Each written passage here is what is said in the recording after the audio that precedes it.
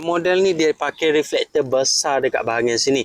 Jadi waktu malam cahaya dia ni memang cerah sebab coverage dia ni luas. LED pula banyak dekat bahagian dalam. Yang ni lampu solar guys. Lampu yang pakai cahaya matahari untuk cas. Korang tak payah nak bayar bil elektrik bila pakai lampu solar macam ni. Pasang banyak biji pun tak ada hal. Tak payah nak risau bil tinggi. Dia cas guna cahaya matahari dekat bahagian sini. Waktu siang macam ni, dia akan tukar cahaya matahari untuk simpan tenaga dekat bateri bahagian dalam. Bila malam pula, dia akan automatik nyala. Korang boleh pasang dekat dinding rumah macam ni dan suluh tepi rumah macam ni. Pasang hari-hari pun tak ada hal sebab bil tak akan tinggi punya. Yang model ni design dia basic tapi harga dia bajet.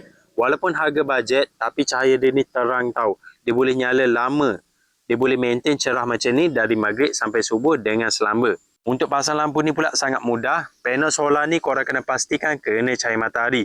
Dan yang tu korang boleh suluh je mana-mana. Garas kereta boleh, tepi rumah pun boleh. Jadi kalau korang nak cari lampu solar, korang boleh pakai yang model bajet ni. Untuk starting cost nak pasang banyak biji, yang model ni dia lagi baloi. Harga dia murah. Korang boleh cek lampu solar ni dekat link video.